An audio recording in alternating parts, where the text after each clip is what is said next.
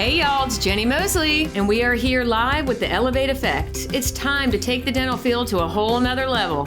Fly with me, folks. Let's get real and let's get uncomfortable. All right, folks, as we've always said, we are going to be uncomfortable and we're going to stay real. And today we have a special person who's going to continually visit us on the Elevate Effect because he continually stays uncomfortable and real. And he is going to speak a lot about how he personally brands people and stays outside of the box. He's a photographer, a professional photographer who is contracted with Ferrari. He does automotive, he does editorial, he does travel, and he also works with us silly dental people. So if you ever want to think about taking your profession to new heights, listen to us because we've got the answers for you. Hello, everybody. We are back again with another episode with another new guest who's going to be a recurring guest. I'll introduce him in a minute. But we're excited. Jenni and I are both really looking forward to just learning from him and talking to him. And I'm looking forward to just hearing you two talk about all the things we're going to talk about. So today we have on Mr. Paul Graham. And it's my understanding that you two met at a photo shoot, one of Elevate client photo shoot. That's where you all officially met, or can you? Well, actually, it wasn't an Elevate client. It was actually a patient here. Paul was doing a shoot with one of our patients here. And I was screaming behind him in the background, "Yay, yay, yay, yay, yay, that's awesome, yay." You were a great cheerleader through the whole shoot. That was awesome. Well, I've never seen somebody so quickly capture a vision. It was unbelievable. And so today, obviously, Erica's going to segue what we're going to be discussing, but to so quickly capture what my brain has been saying for 20 years in the dental field, it was a really incredible moment for me. So that's something impressive to be able to do, Paul. So way to go. Yeah. Well, you're a good communicator, Jenni. So it was that was easy to work with them. Well, thanks again and welcome officially to the Elevate Effect podcast. So we'll get right into it. So today we wanted to talk about, back in November of last year, 2022, you came to an Elevate seminar and helped do a presentation called Out of the Box, Brand or Be Branded. So we kind of wanted to talk more about that presentation and dive into that a little bit deeper for people who weren't able to be there, or if they were there and they're like, wait a minute, what did he say? We wanted to get it out there a little bit more. So Great. Tell me a little bit about how you came up with that title alone and the two of you working together and how that vision came to life. Well, it's really, it's something I try and live. I mean, with what I do photographically and even, with my M&A work over the years, I think branding has just become more and more important to anybody, whether you're in business or not in business. We all have a brand, and so it's what are you communicating to the world in terms of who you are and what you do, who you serve, and why you serve them. Those are all elements of branding, and then you throw in the photographic side and the importance of being able to present that, whether it's in stills or with video. It's just become more and more important. And part of how I try and live my life is out of the box. And I don't like being put in a box. And yet we all have a box that we either put ourselves in or people perceive us to be. So they put us into that box. And I try and work to be out of that box and constantly pushing to challenge myself, to change, to grow, all of those elements that I think we'll probably get into a little bit deeper later. But it was fascinating to me. I think, Jenni, you and I talked about this after. We didn't really talk much about what Jenni wanted for the seminar. We just talked about, well, let's can you talk about branding?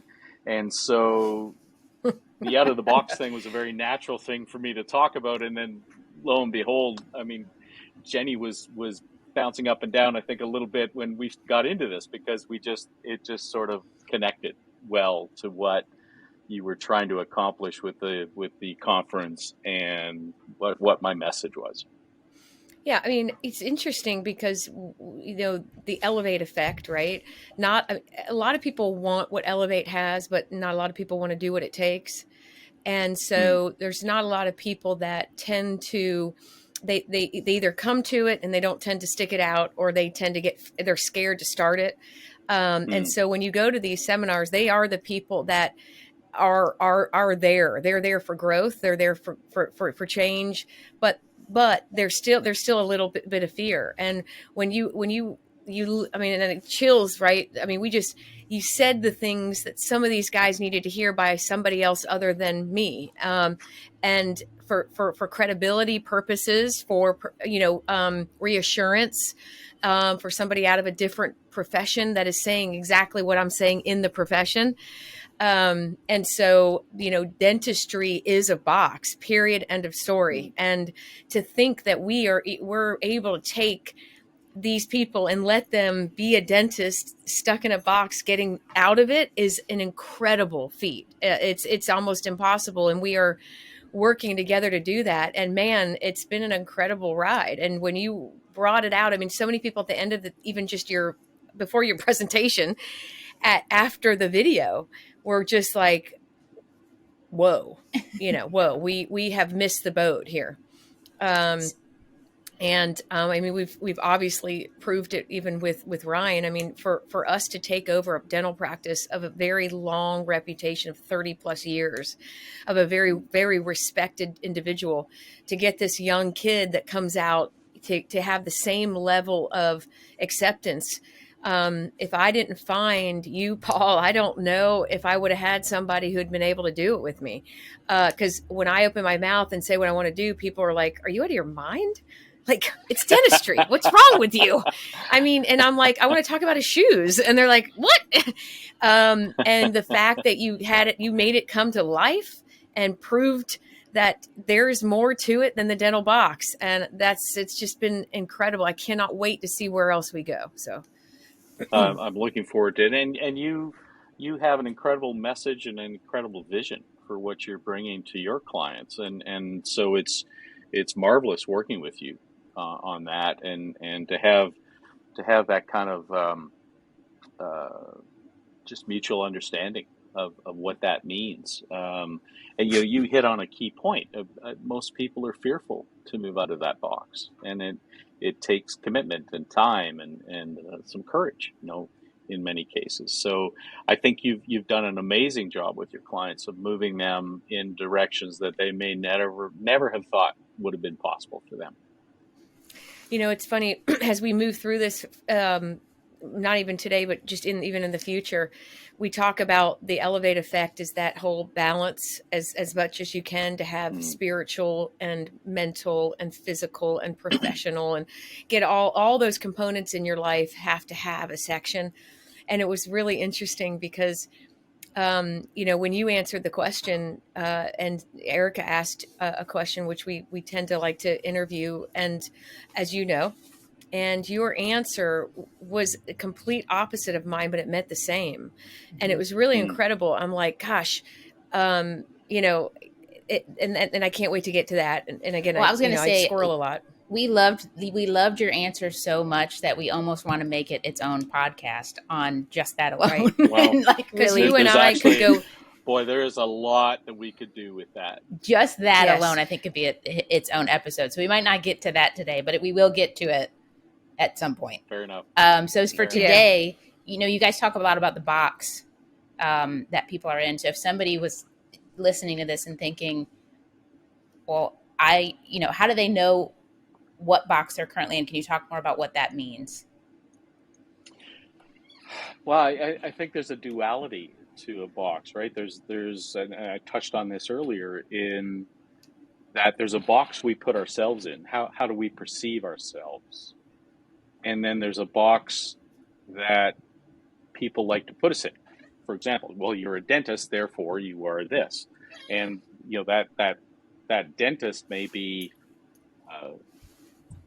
a spouse, maybe a mother, father, friend. I mean, so there's various various roles that go into defining that box. I think what the important part there is to understand what that box that you want to be. And then how large is that box? I mean, are you confined and constricted to how you're perceiving yourself? Do you let people confine and constrict you, or do you have some room to grow? Do you have some room to move, and allow that box to give you some fluidity with how you're living your life?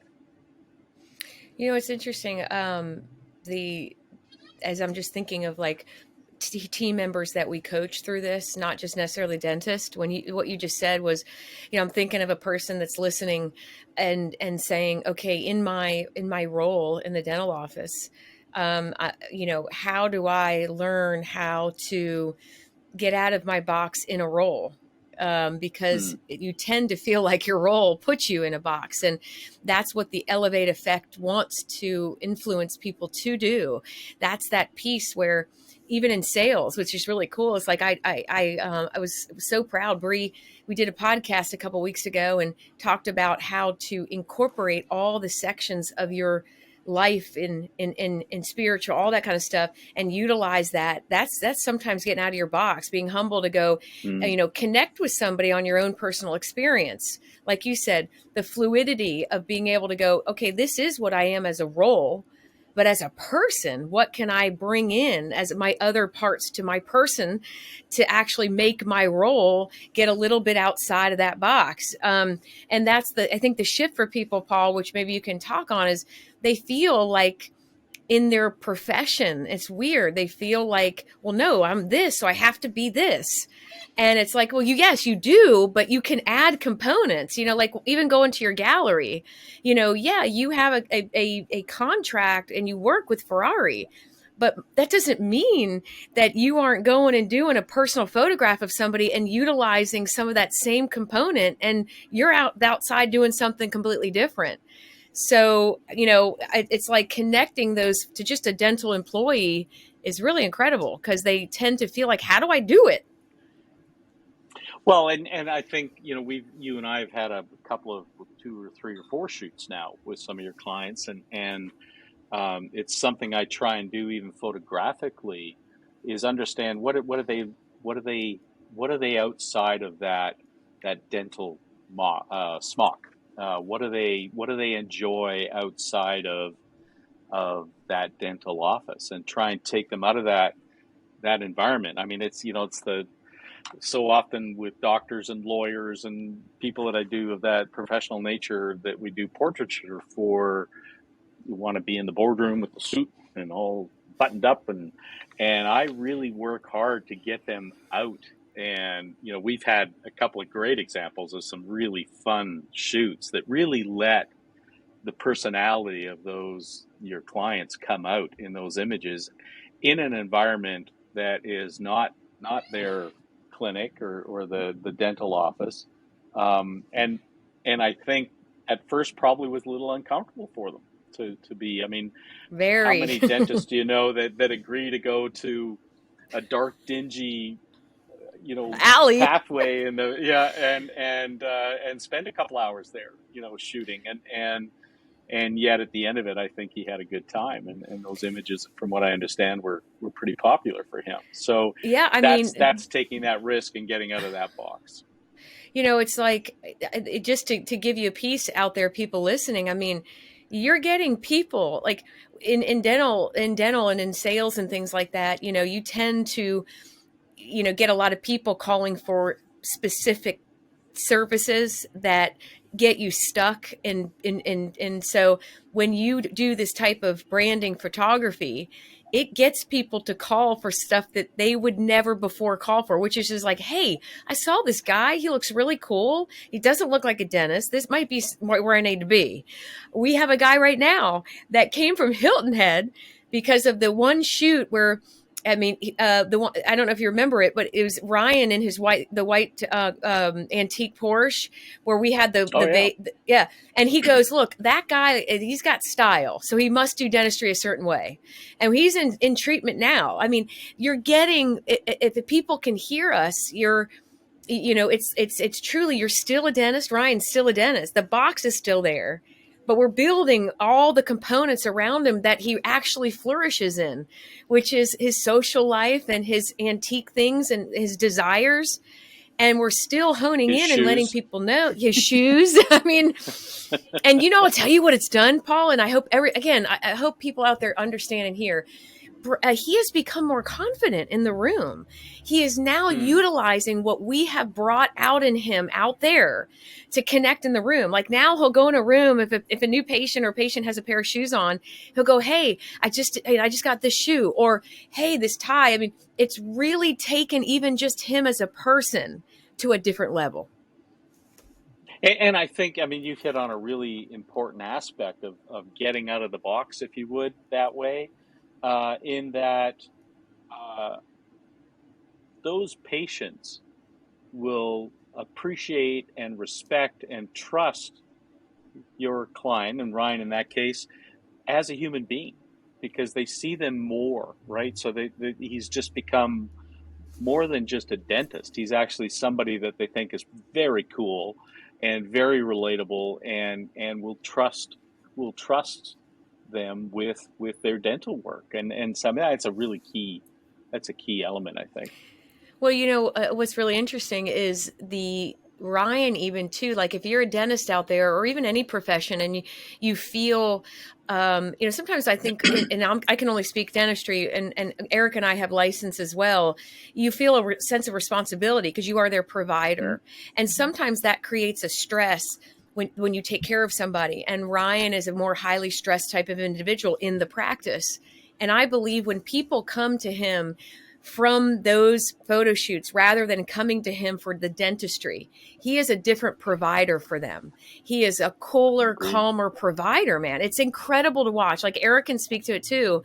The people that come to him for the signature service of pain or whatever, that's harder to handle. Yeah. When they come to him because they just know him as an individual, he's more himself. I mean, I hope people are listening and understanding, like, this stuff can take you to different heights in your profession. It can really take you to different heights. It almost gives them a different sense of trust with him, I think, because it's like, this guy knows what he's doing. He has an eye for these certain things.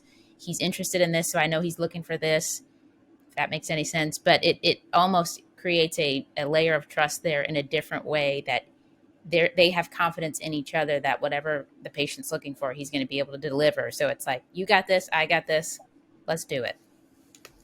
You're absolutely right, and I think, and not to wax too philosophically here, but in love it, go for it. Okay, in this day and age where we're so, I mean, we're doing this from different parts of the city, and our use of technology is a blessing and a curse, and so people want connection. I think we saw that through COVID, right? It's one of the good things that I believe came out of a really terrible time in our lives. But people are looking to connect. And I think when you can step out of a box and focus on really understanding what is that message that you want to convey, whether it's for your personal life, your professional life. If people connect with you, they're going to want to be there. They're going to want to be in that chair. And then, as you said, Erica, to trust the doctor to do the work that they're looking for. Yeah. Well, in a way, it's funny, Brad kind of did it, but without it. He really, to me, knew that it was very important to build relationships outside of the practice. But when you're, but he fostered this himself through that community, and Ryan didn't have that chance. And so we're able to do that with you through showing people who he is without having, the ability to connect with them. Because, Brad, he's been here since he was young. So a lot of that relationship and trust was from being here in his 20s. And so it's really fascinating to watch. And as you were just talking, I was thinking, okay, there are some dentists out there that can say to themselves, well, what do you mean? I'm proud to be a dentist. And I want people to know I'm a dentist, I'm a doctor. And, and I'm not saying that negative, but there are ways that and I don't know if you want to help me speak to this. That's speaking to what you want them to see you as. You got to worry about what they need to see you as. That's the shift of what I'm trying to influence dentistry is there, we always focus on what are the patients need to see us as. They need to see us a certain way. And that's the beauty of what I think we're doing together. The interview questions and everything. It's like, anything that somebody could go, wow, he likes that. Oh, maybe I could talk to him. He'd be normal guy. Let me go to him. So if you can help me speak to that, because I think that we're not trying to take away that your profession and that you're proud of it. And we're not trying to say that that's not a beautiful thing. We're trying to get people to see you differently. Yeah, absolutely. And to comment on that the interview questionnaire that you shared with me with your client in Austin, with the dentist in Austin. That was so well done in that you drew out his personality. I haven't even met him yet. We're still planning the photo session in Austin, but those 3 or 4 pages of that intake, and he clearly spent some time thinking through some really key questions that get to the essence of who he is, because he is first and foremost a dentist for his clients. But he's just an amazing amount of information he shared about himself and his background and where he came from and why he does some of the things that he does. That intake process that you have with your clients was phenomenal, because as I said, we haven't even met him, or I haven't met him yet, but we're already planning a shoot based on what that intake survey was all about. And that was just an incredible tool that you've developed for your clients that way. Well, it's like being in the profession. I think the beauty of what God did for me by putting me in this profession, the one that I always wonder why I'm here, is because of the fact that I know in my heart that there are so many people that want to get help, and they're scared and they're intimidated. And in dentistry, a lot of what we feel we should be is that personality. And so what people don't want is what we think they want. It's opposite. And so I felt like, okay, as long as I'm in this profession, I will fight for that, because there's so many lives that needs to be changed. And for me to get to heaven, I need to change a life as much as possible. So I truly believe that. I'm with you. And reading his answers, I even was like, Kevin, I'm in my heart. Sorry. I was in my heart saying, my gosh, do you realize if people knew some of this about you, forget it. You don't even need to tell them what you do. They would be ringing the telephone like, this cat is amazing. He loves his family. He does this, he does that. I'm with you. It was like, already I want to go, I want him as my dentist because he's just normal. Yeah. And I want to key on something you said there, because what you talked about, where God has positioned you on this, that's a calling. That's the difference between being called and being driven, right? You're called to, I call that my so that. I do this so that I can accomplish these things. And I think going back to my comment about people want connection, and I think that's where the dental, the medical, the professional realm of services, they're doing that because they have a calling with their skills. And I think you bring that out in your clients and let them kind of work through that fear, because we all have fears. We all have things that we say, I just can't do that. I can't even imagine doing that in my life. And yet you've created a system that allows people to take those kind of risks and move out. And back to the context here, move out of their box into a new way of looking at how they're handling their life. And to speak to it, the challenge is twofold, because it is not easy to get them there. So to be okay to have some enemies for some short period of time. I think God designed me to to say, hey, I don't need you to like me. I need you to win for yourself. I'm okay. Because all I need is to get to heaven. And so for me, I just need him to like me. And if you've got to win. I'm willing to take that risk. So I'm hoping it helps inspire them to do that same. This isn't in it for us. This is in it for the people's lives you need to change. Absolutely. And you know, there's kind of three key elements to that, is right, that for your clients to adopt what it is you're trying to move them towards, it requires a commitment to change, right? Because they come to you because they want to change, right? So that's a very positive thing, and yet that requires risk, right? Yes. Whether it's just internalized risk or external risk, financial risk, personal risk, spiritual risk, all of it. When you grow, that all gets wrapped up into that risk basket. And in order for them to kind of move outside of that box, if you would, they need to understand those underlying assumptions, you know, that of what it is they want to accomplish. Who do they want to serve? You know, do they want to do just kind of the day-to-day type of dentistry, or do they want to focus on higher end clients and solving some of those issues with their patients? All of those are kind of necessary to move outside of the box. Yeah, you know, corporations, Paul, in the dental field have insurance companies and corporations have, you know, for a while there have kind of devalued the dental field, and it's making us our type of practice very, very, very, very, very rare, even more and more. And so many dentists are being approached to sell their practices very quickly for a lot of money. Yeah. And it's very difficult. So my fight is always for two things. One, the patients.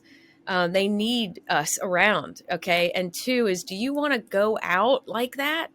I'm trying so hard. Are you really want to go out like that? Like, think about it. And the high valued ones don't.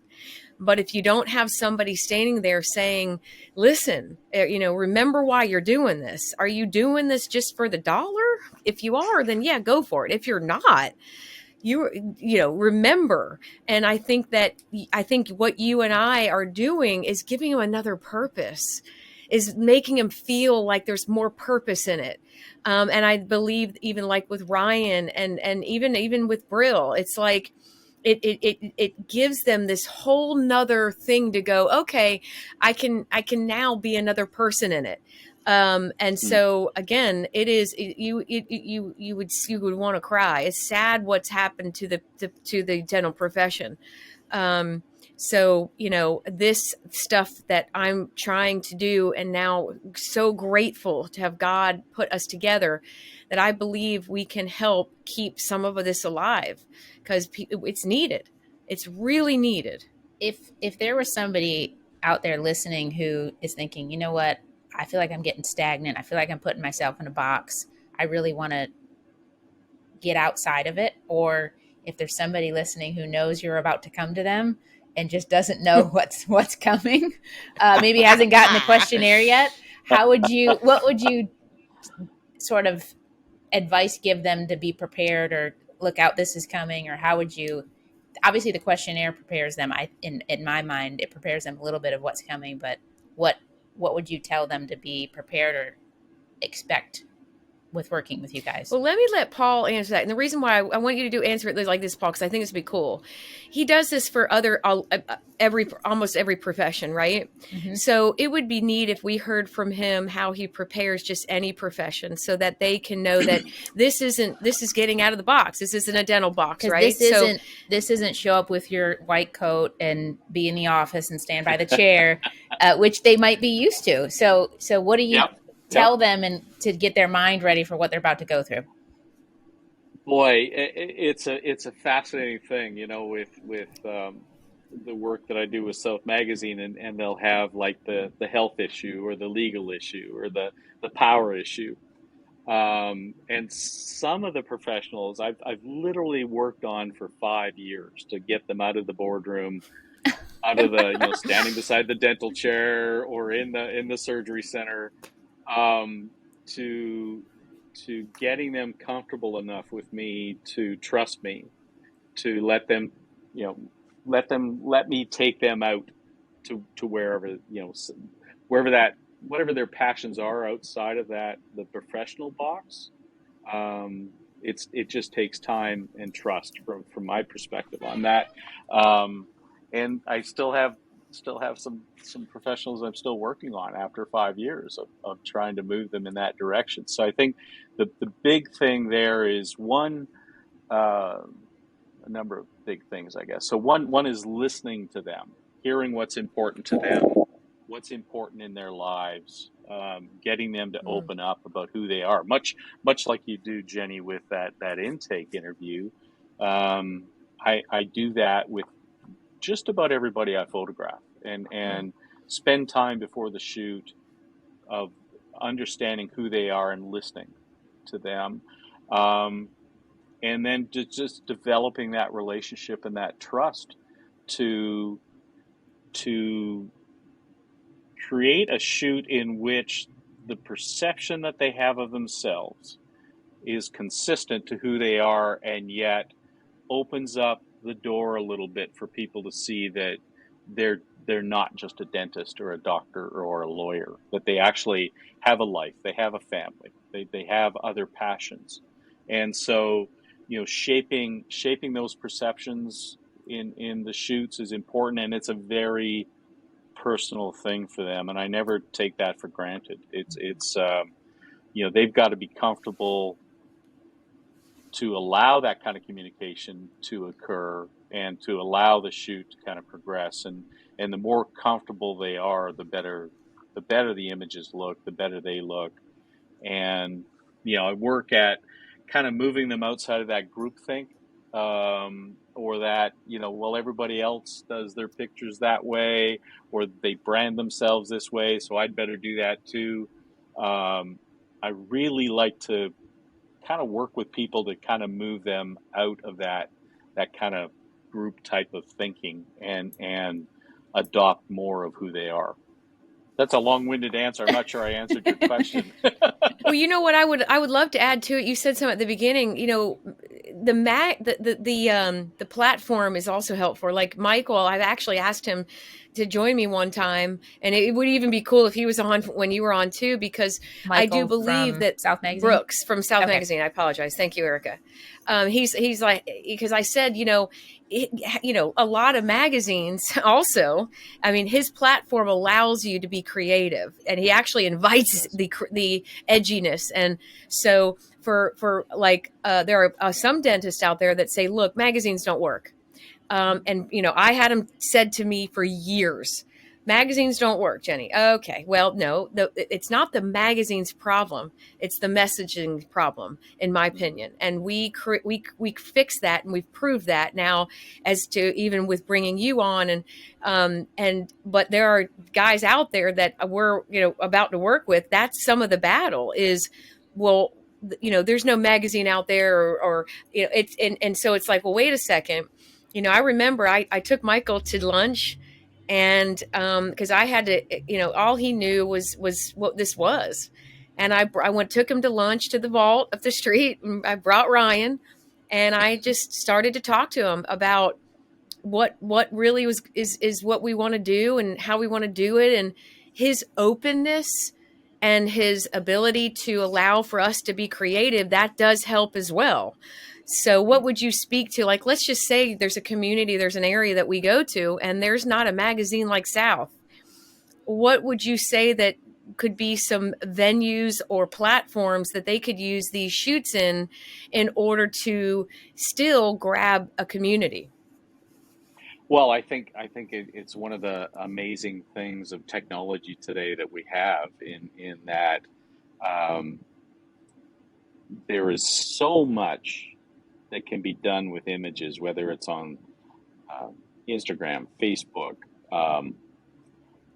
with Dr. Brill, what he did with the postcards from that shoot, and the wild success that came out of Yes. that. There are all of those social avenues that I think, and that kind of comes down to the essence of branding, right?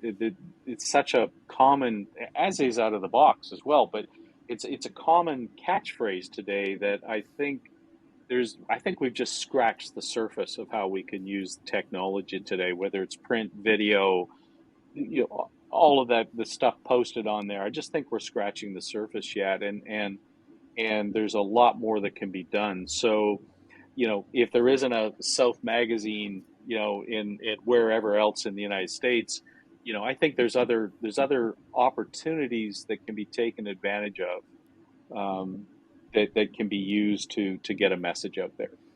Yeah, I mean, it's like, I'm glad you said that, because sometimes they need to hear it from somebody other than me for credibility. And you said exactly what I would say, because, for example, I'm not a big social person. I people do it for me because, again, I'm just a very strong faith person, and I just feel like a lot of what's on social is a little bit of negativity in my heart. And I just want to stay on a good path.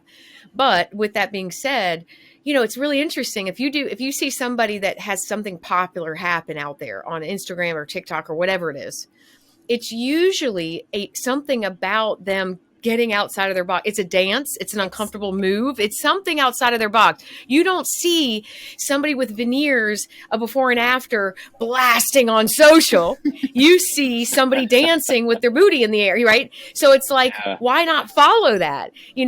We could use some of this photo shoot and make stories on the Instagram of just Absolutely. that person. And it's like, well, who's that guy? Instead of just like, here I am in my scrubs, I just prepped a full mouth, like, and so I want them to hear that truly, because, and again, I don't go on it a lot, but when I do, the stuff that is attractive, as I'm like, wow, look at them, they're cute, their little daughter's doing a dance with them, and blah blah blah. And so I'm just glad you said that, because I was stuck. I mean, I was stuck back in the day when I first rolled into all of this stuff here. I fought for magazine, or I fought for photos so long. And I mean, I'm thankful that Ryan was an outside of the box thinker. I'm so proud of him. He's so fun to work with, and he's proving it works. It truly does work. So thank you for saying that. Well, and I think one other thing there, when you think of that little video, the short video I did when we started the conference with you, I'm always fascinated and I've used that, and I have a number of other longer ones, shorter ones, depending on where I'm talking. But I always like to sit back and just watch faces, and those were all images that are used for marketing, for branding, for magazine, for a whole number of clients I've had over the years. And to see the face of people light up when they say, wait a minute, that's very different. And I think one of the awesome comments, because I always ask the audience, so what did you see? And two people at the same time said life.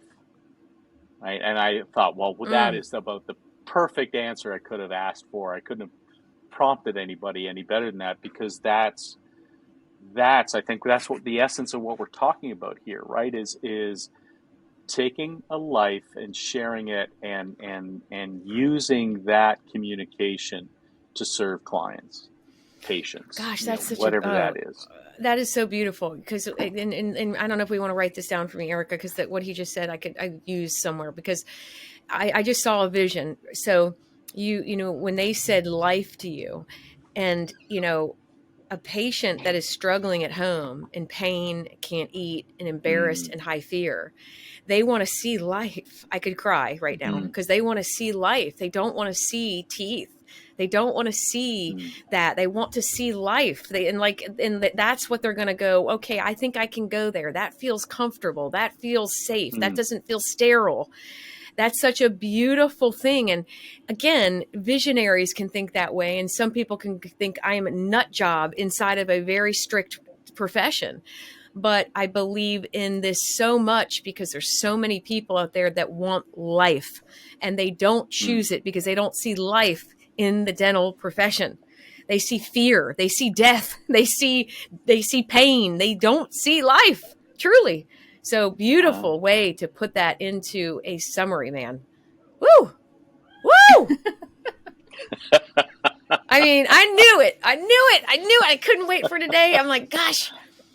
I mean, you just, I just am so utterly grateful to have God. I mean, again, we are going to get into spiritual so much. I can't wait because, I have to always have it. And so you're going to be my platform to incorporate the spiritual part of who we are. Cause I feel like we are all here for one reason. And if we don't acknowledge it, then, we're fools. So anyway. So great. I call those, and the meetings that we have and how this all came about, those are divine appointments that God has orchestrated. And I really do feel that our meeting and the work that we're doing is really a divine appointment.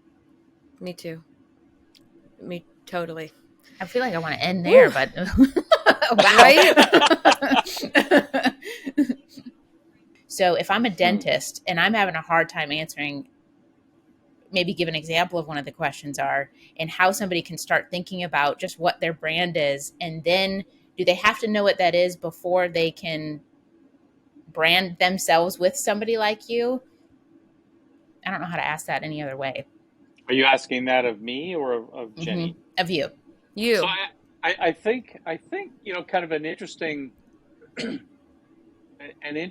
and I talked a little bit about this in November, but maybe talking about what branding is not, right? It's not a one-off. It's not sporadic. It's not post a week, on Facebook. Right. It's not, staying committed to the vision of what you want community. That is not branding. I think maybe that's for somebody that's struggling with it, because I think those are all very common elements of branding, right? They think, well, I'm on Facebook, I'm on Instagram, I maybe do a TikTok video every now and then, but that's not branding, right? LinkedIn, having a terrible, it's one of my pet peeves, is some of the LinkedIn, headshots that people have are just abysmal. Who would actually want to engage with somebody that looks, underlit, and they look like they're, on death row, Right. Right. So I'm digressing here, but maybe that's a starting point with people. So, and then lead into what branding is, which is, it should be creative. It should be natural, because it's who that person is, right? That you're trying to bring out. And that always does not happen overnight. As I said earlier, it took me 5 years for some of the professionals in town here to trust me enough to say, okay, let's do this out of the office this time. Let's show a little bit of my life, and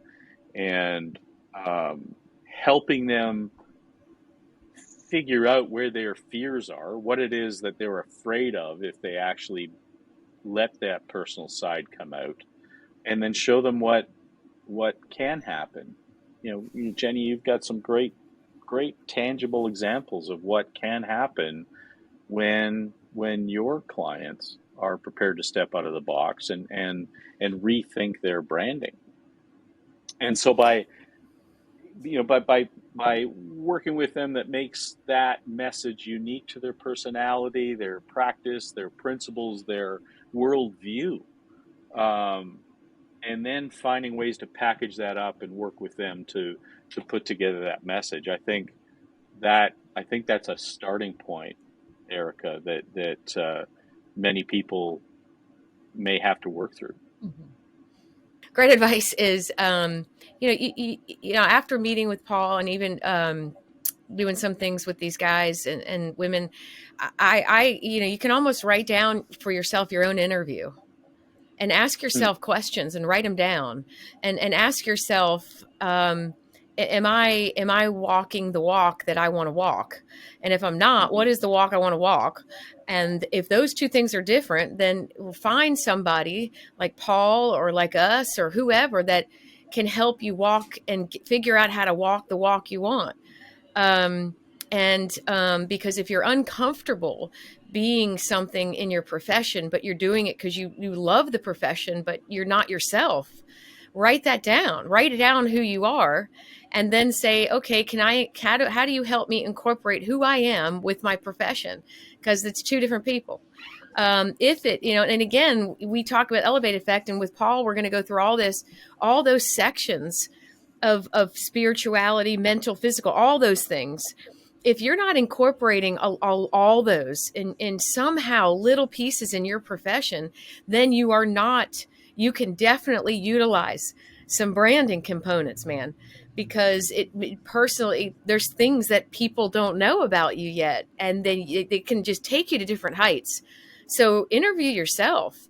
I kind of did. That's why, I'm next. He knows that's coming for me, but I'm going to be his client. And I did it for myself. I'm like, wow, there's a lot I want to change, or not change, but add. So that to me would be a good component, and to piggyback what Paul said, it's like, find really, really, really start finding for yourself what it is that you as a person are missing in your message, and are you walking your own walk? And what's fascinating, and I've seen this over my career, when I ask people define what you're doing and why, you sometimes get that blank look, like, what do you mean? I'm use this example. I'm a dentist. That's what I'm, the third generation dentist, and that's what I was expected to do. And this is how I see it. And that question, just starting from that sometimes is just, determining that message is sometimes a very difficult question to answer, because some people haven't thought that through. They're just doing what they're doing because that's what they've done. Yes. And so to get them to move off of that basis and to think through how they could still do, assuming they love what they do, and they and I've sadly met a lot of people that really hate what they do, and yet they feel like they're stuck in this box for multitudes of reasons. To me, that's one of the saddest things in life, I think, to spend that kind of committed time and not enjoy what you're doing. But that aside, to get people to think through their message is not an easy thing for people to answer sometimes. Yeah. Paul, if people want to connect with you, they're interested in learning more from you, how do they find you on the internet, or how do they get a hold of you if they want to learn more about you and what you do? Well, the easiest way, if they've got any questions, just email me at dpg@imagegraham.com. My personal Facebook page is D. Paul Graham on Facebook. Image Graham is my Facebook for the photography. And then on Instagram, D. Paul Graham. Okay. And, and then if they want to kind of get inside my head a little bit, I write that Monday 5 things every Monday. Yes. That South publishes digitally, and I run it on Facebook as well. But that's been an 11-year process for me of sort of sharing where this crazy brain goes sometimes on a weekly basis. It's a nice thing. I follow you on Facebook, and I think that's where I see it pop up. I follow you on all social media, so I'm not sure exactly which one I'm getting, but I get you either on Instagram or Facebook. And it's a nice thing to start off the week with. So I appreciate that. It really is. It kind of sets a mindset for the week. So it's a nice thing to start off with, and it's always there, and you can always count, and it's always early. I think you post it at like 5:00 in the morning or something like that. So that's usually between 5 and 6. I usually have it wrapped up and posted, and that's been over 11 years, and I've never missed a Monday. Awesome. Well, we're gonna have Paul on again. Hopefully, it probably about once a month, I think is our schedule, as long as we can keep going and make it happen, we're going to make it happen. So we're not done with Paul. We got a lot more to go over with.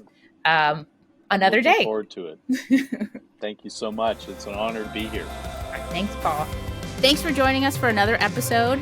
As you know, we're always looking for feedback, so please don't forget to give it to us. Let us know if there's anything you want to hear about.